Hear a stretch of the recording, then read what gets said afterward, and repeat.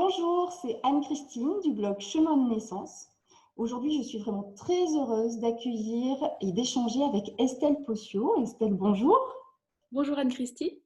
Alors Estelle, toi tu es coach en périnée holistique. Tu fais de la décoration intérieure de la matrice féminine. Je trouve ça magnifique comme terme. Et tu es artiste, chanteuse lyrique, entrepreneuse et tu as une super chaîne YouTube qui s'appelle Chouchou de ton périnée qui regorge d'informations sur un ton hyper drôle et décalé. Et vraiment, j'invite toutes les femmes à aller voir cette chaîne. Je mettrai le lien voilà, sous la vidéo. Merci beaucoup d'être avec moi. Alors, je t'ai contactée en fait parce que tu as vécu en fait une expérience professionnelle de chanteuse lyrique et moi, ça m'intéresse beaucoup. Je voudrais que tu nous parles de cette expérience-là et du lien que tu as fait entre le périnée et puis la mâchoire, la bouche, la voix. Et je voulais d'abord savoir comment tu avais pris conscience du lien entre la bouche d'en haut et la bouche d'en bas. Ouais. Mais alors, tu vois, c'est dès les premières années, donc moi j'ai étudié à Zurich, à la Haute École de musique de Zurich. Dès les premières années, on va apprendre à aller détendre la mâchoire pour libérer le périnée. Donc, moi j'ai étudié en allemand, donc ça s'appelle Beckenboden. C'est plus intéressant. Beckenboden, c'est-à-dire le fond du bassin. C'est plus logique que périnée. Et en fait, on nous apprend à aller détendre la mâchoire pour libérer le Beckenboden, donc le fond du bassin, et pour après ensuite aller libérer le son. Donc pour aller libérer ce qu'on appelle la colonne d'air. Parce que le son part vraiment du bas du coccyx, pour celles qui connaissent, donc le fond du bassin.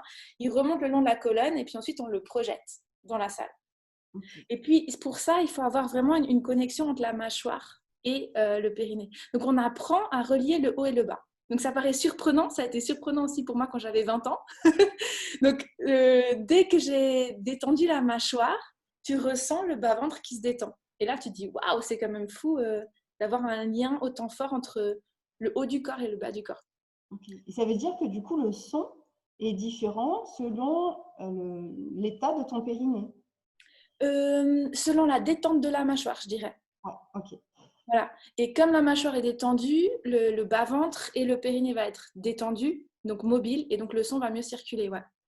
D'accord. Ouais, ouais. Du coup, ça veut dire qu'en fait, toutes les chanteuses, bon, c'est la profession, ont cette conscience en fait du lien Oui. entre le périnée et la bouche. Mais toi, je crois que tu as beaucoup cheminé sur le sujet. Alors ouais, c'est une conscience corporelle globale, mais en plus, effectivement, de ce lien vraiment mâchoire, bas-ventre, périnée. Alors, justement, quand on en avait discuté, ce qui est intéressant, c'est que même à l'opéra, donc dans la technique classique, on a les deux écoles. Ça veut dire qu'il y en a qui vont aller détendre et passer par la mobilité du corps et du périnée. Et puis, il y en a qui vont passer par la musculation. Donc, ils vont aller muscler le périnée pour produire un son. Et là, il y a les deux écoles. Et puis moi, par hasard, entre guillemets, je suis partie avec une prof de chant qui m'a toujours appris la détente et la mobilité et la coordination du corps. Mais il y en a qui utilisent le périnée en le musclant pour produire un son. Donc, ils le contractent et ils produisent un son. D'accord. Voilà. Est-ce que, alors, donc, quand notre mâchoire est ouverte, du coup, notre périnée s'ouvre aussi. Est-ce que tu pourrais illustrer ces propos? Oui, oui, oui. Déjà, la première chose, c'est de... Les femmes ne savent pas où est l'articulation de la mâchoire. Je ne sais pas si toi, tu sais. Pas Souvent, forcément d'ailleurs, ouais. c'est là, hein. Oui, mais souvent, tu sais, on pense que c'est là ou là, mais c'est vraiment tout là-haut vers l'oreille, hein. Ok. C'est super haut, hein. Et effectivement, quand tu l'ouvres, tu la sens, hein. Mais c'est vraiment, tu vois, c'est à côté du trou, quoi. J'invite toutes les femmes à faire pareil. C'est ça. Donc, si pour détendre une mâchoire, il va pas juste falloir détendre le menton, il va falloir aller détendre là-haut. Donc, là, c'est vrai que j'aurais pu prendre, j'ai une mâchoire en haut, mais... mais il va falloir visualiser que la mâchoire, elle part de là. Et c'est ça qu'il faut commencer à les détendre. Voilà. Donc tu la détends en faisant des petits mouvements. Le plus simple que je fais souvent, c'est que moi, je baille. Montre-moi comment tu bailles. Tu sais bailler, tu sais te faire bailler? Auto-bailler, comme on dit. C'est Alors, bailler sur commande. devant la caméra, là, je t'avoue que ça va être compliqué, je pense. Mais vas-y, moi je vais le faire après. Juste pour voir, elle est où ton amplitude de bâillement.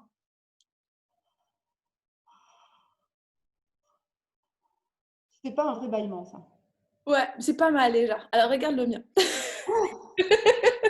Bon, le mien, il est... C'est 10 ans d'expérience. Hein. Attends. Ah oui, et puis la langue.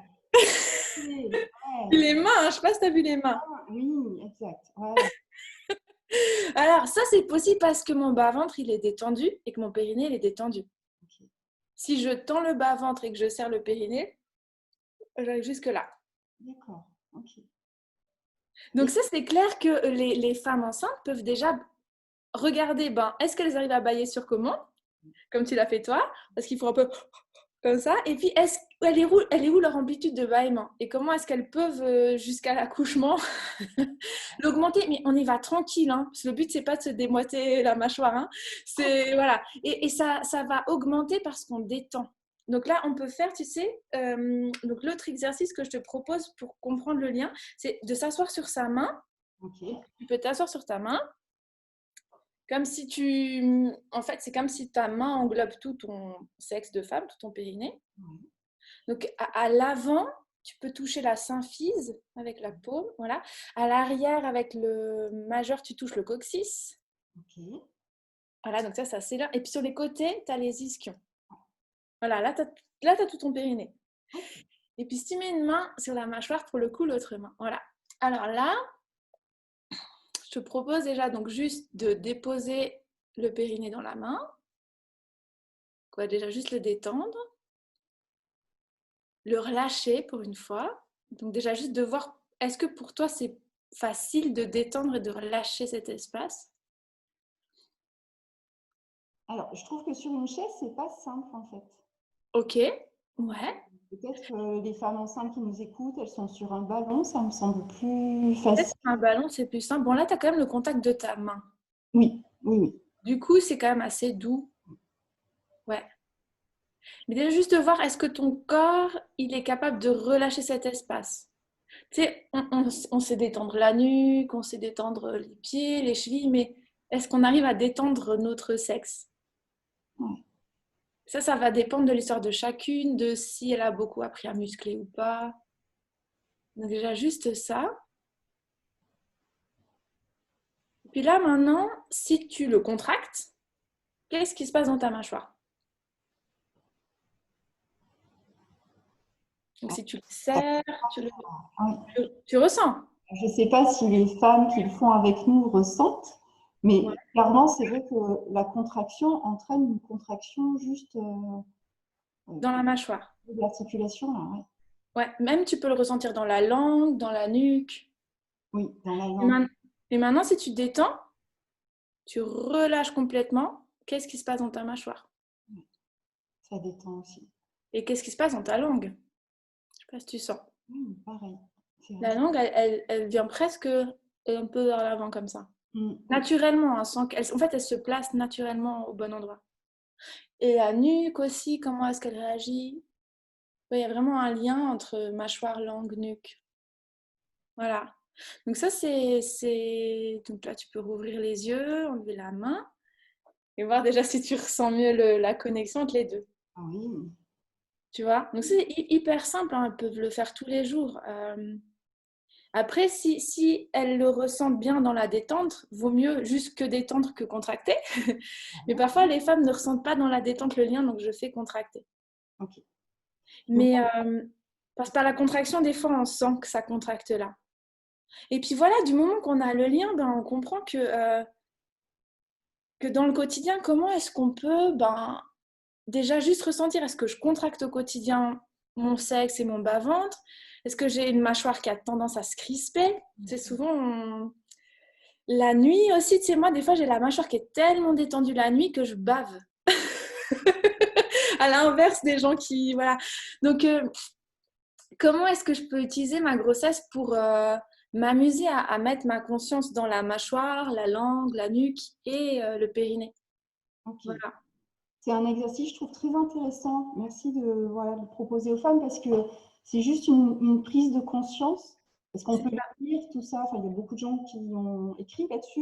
Megaskin en particulier, elle a beaucoup écrit sur cette loi entre les deux. Mais je pense que tant qu'on ne l'a pas ressenti, On n'y croit pas, ouais. c'est compliqué. Ouais. Ouais, ouais. Et après, ben, du moment que tu vois là maintenant, si tu réessayes de bailler avec cette conscience-là et pense vraiment à détendre le bas-ventre et le périnée, est-ce que tu as une plus grande amplitude?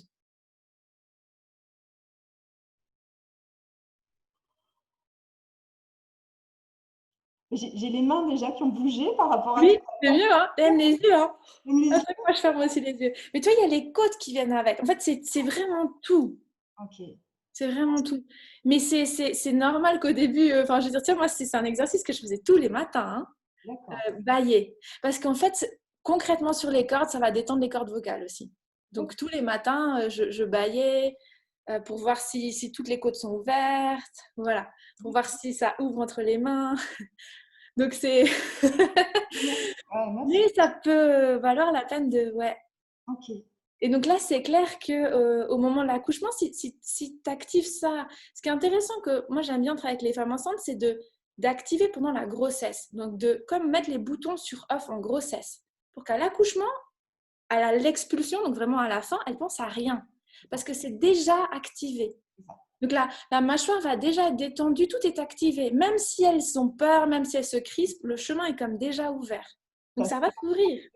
de leur mode de fonctionnement normal, entre guillemets, du coup. C'est ça, c'est comme intégrer un nouveau mode, mais dans la grossesse. Parce qu'au moment de l'accouchement, on n'a pas forcément besoin, on n'a pas, je sais qu'il y en a qui disent qu'il faut respirer comme ci, comme ça, machin, mais moi je préfère leur dire tu penses à rien, on a activé dans la grossesse et ensuite ça va se dilater. Voilà. Alors, justement, tu as un premier enfant. Est-ce Ouais. que tu as utilisé la voix, en fait, pendant ton premier accouchement? Alors étrangement, pas beaucoup. Tu vois, pas beaucoup. Euh, un petit peu dans les premières contractions. Mais après, on en avait discuté. Moi, j'ai beaucoup utilisé à la fin, quand le bébé était né, Mm. pour faire une chanson d'accueil. Ouais. Mm. Donc ça, c'était quelque chose qu'on a fait sur le moment spontané. On ne s'était pas forcément dit on chante. Mais comme on avait beaucoup chanté en duo durant la grossesse pour l'endormir le soir quand il était dans le ventre, au moment où il était dehors, on lui a chanté une chanson. Ouais. Ok. Il a chanté You are my sunshine, my only sunshine. Je sais pas si tu connais. Non, je ne connais Make me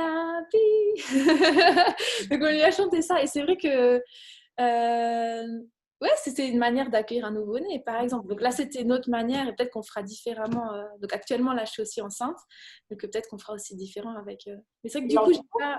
Pardon. Hmm. Pour Ouais. cette deuxième grossesse, comment tu te prépares alors? Oui, alors tu vois, la première grossesse, j'avais énormément lu. Autant moi, je connaissais très bien ce lien, donc pour l'expulsion, c'était assez simple, mais tout ce qui était dilatation du col, enfin voilà, il fallait aussi. Donc j'ai énormément lu de choses novatrices, et dans cette grossesse, je fais pas grand-chose. Lâcher total. C'est ça. Ouais, je crois que j'ai assez lu, donc ouais, je fais pas grand-chose. Euh, Il y a une approche que je fais par l'eau qui s'appelle le Watsu. Donc ça, on avait discuté aussi. Ouais, ça amène au lâcher prise en fait. Mais c'est pas forcément pour la préparation à l'accouchement. Mais moi, je trouve que ça me prépare à l'accouchement. Donc on est bercé dans l'eau pour apprendre un peu le lâcher prise. Bercé et plongé dans l'eau. Voilà. D'accord. Ça, j'ai fait 2 fois. J'ai fait une fois et je vais faire encore cette semaine justement. Ok. Voilà. Mais pour le coup, non, j'ai plutôt fait une non-préparation. Et perdu, excuse-moi. Voilà. Après, bien sûr, pour mon périnée, je reprends mon approche. Donc ça, moi, je veux dire, c'est quelque chose que je dois aussi réactiver à chaque grossesse, la souplesse du périnée. Ok. Tu vois, c'est pas déjà... Donc tous les exercices que je propose aux femmes enceintes, je les fais sur moi. C'est-à-dire que je dois aussi, à chaque grossesse, rééquilibrer, checker, assouplir. Ok. Euh, voilà. Ouais. Alors, je voudrais juste faire une petite aparté, parce que là, on est parti sur l'accouchement. Oui. Et il y a un moment où les femmes, une fois qu'elles ont accouché, elles vont reprendre leur vie de femme, elles vont se poser la question de la contraception. Oui. Et quand on a préparé cet échange, Oui, tu m'as parlé du moment où tu as arrêté la pilule. oui, oui, J'aimerais bien oui. que tu me partages ça, en fait. Ouais, tu vois, c'était un des grands changements, éveil dans ma vie. J'étais chanteuse d'opéra, donc j'avais une très bonne conscience corporelle, une très bonne conscience entre le haut et le bas et de mon périnée. Pourtant, j'avais une pilule. Donc, j'ai eu une pilule pendant 8 ans alors que j'étais chanteuse d'opéra. Et en 2016, bam, il y a eu un truc où j'ai arrêté la pilule. Et là, c'est clair qu'il y a eu un énorme chamboulement où je me suis dit, mon Dieu, mais qu'est-ce que j'ai fait de ma vie pendant 8 ans? Donc, c'est clair qu'il y a eu un effet sur la voix, il y a eu un effet sur la sexualité, sur la libido. Donc, c'était, c'est ça qui m'a amené à toute cette conscience que je fais maintenant aussi. C'est pour ça que je redécore les matrices. Donc, c'est parti de là, de l'arrêt de la pilule. Où Ok. là, tout d'un coup, bien que j'avais un périnée déjà très conscient, il y a tout qui s'est dégelé. Euh, Sans jugement pour chacun fait ce qu'il peut en fonction de la contraception. Mais la pilule va aller geler le sexe d'une femme, va aller geler son périnée. Et quand je dis geler, c'est pas trop fort comme mot. Ça crée un glaçon. Oui. Donc forcément, faire l'amour avec un glaçon, c'est chiant. Chanter avec un glaçon, c'est chiant. Enfin, je veux dire, tu vois. Donc, Et c'est intéressant de le partager parce que alors, les femmes qui nous regardent, a priori, là, elles sont enceintes. Voilà. ouais. Mais la question va se poser. Oui. Et souvent, en fait, la question finalement se pose pas trop parce que les professionnels de santé, dans leur optique de se dire il ne faut pas qu'il y ait une grossesse tout de suite, vont prendre ce qu'ils connaissent le plus et ce qu'ils considèrent comme être le Oui. plus facile pour la femme et le plus efficace, la pilule. Et donc, elles vont se retrouver avec une ordonnance de pilule voilà, sans avoir demandé quoi que ce soit. Oui. Et alors, comme tu disais tout à l'heure, après, chacune fait ses choix, mais les faire en conscience. C'est-à-dire que… Disons que je pense que la contraception, c'est très complexe, c'est vraiment un choix de couple, mais il faut quand même savoir que le prix à payer de toutes les contraceptions, sauf celles qui sont conscientes, les fertilités conscientes, ça va être la sexualité. Donc ça va aller impacter la sensibilité de ton sexe de femme. Donc ça va être plus compliqué dans la sexualité. Personnellement, je trouve que c'est un gros prix à payer comparé à la peur de tomber enceinte.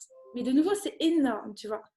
Donc c'est clair que moi, j'aborde avec les femmes enceintes qui sont dans mon programme, j'aborde la contraception parce que j'ai envie de leur dire, mais la grossesse, l'accouchement, ça va aller en puissance ta relation à ton périnée, ça va développer plein de sensibilités. Moi, c'est comme ça que je le vois l'accouchement. Hein. Ça va te donner une puissance. C'est pas violent pour les périnées, ça va au contraire t'amener une grande sensibilité. Mais ensuite, tu prends une contraception et tu vas comme tout regeler la sensibilité que tu as développée. C'est dommage. Mais de nouveau, je sais que c'est beaucoup plus complexe comme sujet et que c'est pas facile pour les couples de trouver un bon compromis. Oui. Voilà. Mais en grossesse, si elles ont le temps de se poser la question, pourquoi pas déjà en grossesse aller explorer une fertilité consciente, comme la symptothermie. Il y en a plein. Hein.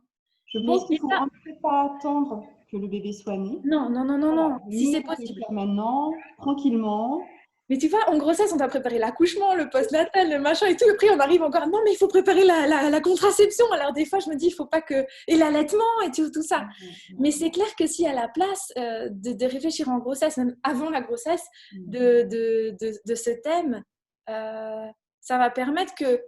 Moi, je trouve toujours assez violent quand la femme vient d'accoucher, elle est complètement ouverte, il y a son bébé, on ne sait pas comment s'est terminé l'accouchement. Et dans les 24-48 heures, en tout cas c'est comme ça en Suisse, il y a une infirmière qui passe, des fois c'est quelqu'un du planning familial, et qui lui dit c'est quoi la contraception que tu vas utiliser? Mais la femme, elle vient d'accoucher chez nous. Elle n'est pas du tout là-dedans. Mais pas du tout. Et en fait, et les propositions, ça va être bien sûr pilule, stérilée, ligature de trompe, hein, même parfois. Euh, et, euh, et voilà. Et déjà, de un, c'est pas leurs affaires en fait, qu'on va utiliser comme contraception. Et je crois pas qu'après 24 heures après l'accouchement, on est dans un état propice hormonal à répondre à cette question. Donc, vaut peut-être mieux déjà aussi se préparer à savoir qu'on va devoir y répondre après l'accouchement. Exactement. Ouais. Voilà. Alors, puisqu'on est passé dans le postpartum, je voulais te demander comment après on travaille son périnée et à partir de quand? Oui. Alors, tu vois, ça, c'est le mot travailler qui revient tout le temps. Hein. Dans Ouais. toutes les langues, hein, quand je regarde aussi qu'est-ce qu'ils font en allemand, en Italie, et ça vient tout le temps. Renforcer, travailler. Je pense que c'est une culture aussi qu'on a. Hein. Il faut travailler, il faut. Enfin, voilà. Le périnée n'a pas besoin d'être travaillé, mais il a besoin d'être refermé avec beaucoup de douceur et de délicatesse. Je pense, toi, tu vois très bien l'ouverture de l'accouchement. Ben, en fait, il faut juste la refermer.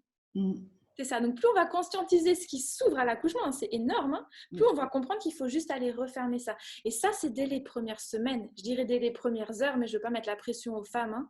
Hein. Parfois, il y en a qui doivent quand même se lever. Voilà. Mais c'est dès les premières semaines qu'on prend soin de son périnée.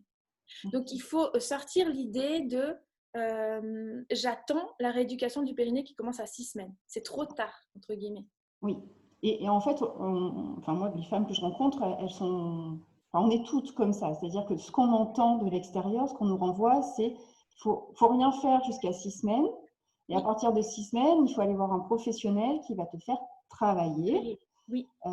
Et du coup, ça marchera ou ça ne marchera pas. On ne sait pas. Alors, en soi, le faut rien faire est juste, mais c'est comment faut rien faire. Parce que moi, je ne vais pas venir te dire qu'il faut aller le muscler et ça. Je vais justement te dire qu'il faut rien faire dans les 40 premiers jours. Mais rien faire, c'est quoi? Rien faire, c'est dormir. Rien faire, c'est ne pas faire le ménage. C'est ne pas faire à manger, c'est rester couché. Donc moi, tu vois, ça c'est dans le programme en ligne, je leur apprends à rien faire et puis en plus, je leur apprends des postures de repos. Donc non seulement on peut rien faire, mais en plus, on peut aller le reposer. Mais ça, c'est clair de nouveau, c'est ça qui est compliqué, c'est qu'il faut se préparer en grossesse. Donc en grossesse, tu as l'accouchement, la contraception, l'allaitement et le postnatal. Mais c'est clair que quand la rééducation commence à 6 semaines, moi, j'ai terminé. Ça veut dire que moi, je prends soin dans les premières 6 semaines. Et quand ça commence, ben, je suis là et commande. Et moi, c'est le sujet de périnée, il est fini. Hein. Tu sais, la bulle qu'on crée pendant l'accouchement pour protéger la physiologie, enfin, moi, c'est ce que j'essaie vraiment de montrer aux femmes. C'est important d'être dans une bulle pour se protéger. Cette bulle, il faut la garder, en fait, pendant les 6 semaines d'après. Le plus longtemps possible, ouais. Et ça, c'est un énorme changement dans la société, dans l'entourage, dans comment s'autoriser à ne rien faire. Parce qu'en fait, on ne fait pas rien. Il y a un énorme chamboulement corporel, de transformation hormonale, de fermeture, de guérison qui se fait dans les premières 6 semaines. Donc, quand travailler son périnée, la réponse, c'est directement après l'accouchement. Et pas travailler, mais le laisser se refermer. Mais oui, directement après l'accouchement. Mais là, de nouveau, il faut s'enseigner en grossesse. Voilà. Ouais, ok. Bon, super. Estelle, je pense qu'on a fait à peu près le tour, mais j'aimerais avoir ton mot de la fin sur notre échange aujourd'hui. Je dirais, ne croyez pas tout ce qu'on vous dit. Bon, vous pouvez fermer la vidéo. Non, mais ça ne veut pas dire que toutes les femmes ont passé par le massage du périnée et la rééducation à la sonde ou manuelle qu'on doit continuer ce chemin. Et par la musculation. Moi, j'ai eu la chance d'être arrivée avec un bagage de chanteuse d'opéra où je n'ai jamais musclé. Des fois, les femmes, elles font ping, mais j'ai jamais musclé mon périnée. Je l'ai jamais contracté dans mon quotidien, dans la sexualité, en postnatal. Donc, quand je suis arrivée dans la maternité, qu'on m'a dit « tu vas mettre ton pouce pour l'étirer, ensuite tu vas mettre une sonde pour le muscler », j'étais là, mais désolée pour le mot, mais tu te fous de ma gueule. Donc voilà, je suis désolée, je suis un peu cash. Donc, et du coup, j'ai pu choisir un autre chemin parce que dans ma vision des choses, c'était trop différent. Après, c'est clair que pour les femmes qui arrivent, elles n'ont pas forcément ce lien, donc elles prennent ce qu'on leur donne. Mais je dirais, si ça te convient pas, ne suis pas. Maintenant, si tu trouves que je sais qu'il y a certaines femmes, même dans ma formation en ligne, qui font le massage du périnée ou peut-être qui vont quand même faire un peu de rééducation. Si ça te plaît, fais. Mais si ça te plaît pas, ne fais pas. Il y a des autres chemins. Voilà. Il y a des autres chemins. Il y a des autres chemins et on peut toujours passer par la délicatesse en ce qui concerne le périnée d'une femme. Toujours. Quel que soit le problème. Ouais. Bon, merci beaucoup. Je ne sais pas si c'est un mot de la fin. Et merci pour cette bienveillance, tu vois, d'ouvrir des chemins et de laisser la femme choisir celui qui lui convient. C'est ça. Moi, je suis pour aucun des chemins, mais je souhaite que ça reste un espace, tu vois, c'est ça. C'est un espace de sexualité. Et le fait de juste mettre le mot périnée, ça remet à quelque chose de froid, de médical, on peut mettre tout dedans. Non, c'est un espace de sensualité de la femme et de sexualité du couple, avant tout. Donc, on fait ses choix avec ça aussi. Voilà. C'est ça que j'aimerais remettre dans la maternité. Merci beaucoup pour cet échange. Merci à toi. Je mettrai le lien vers ta chaîne et j'invite vraiment les femmes à aller voir tes vidéos qui racontent plein de choses voilà, de manière très décalée. Et du coup, voilà, on se dit ah oui, si je voyais les choses autrement, peut-être que je pourrais trouver mon chemin à moi, le mien. C'est ça, c'est ça. Je crois que chacune doit composer avec ce qu'elle souhaite. Ouais, tout à fait. Merci beaucoup, Estelle. Merci Anne-Christine. À bientôt. À bientôt. Ciao, ciao à toutes.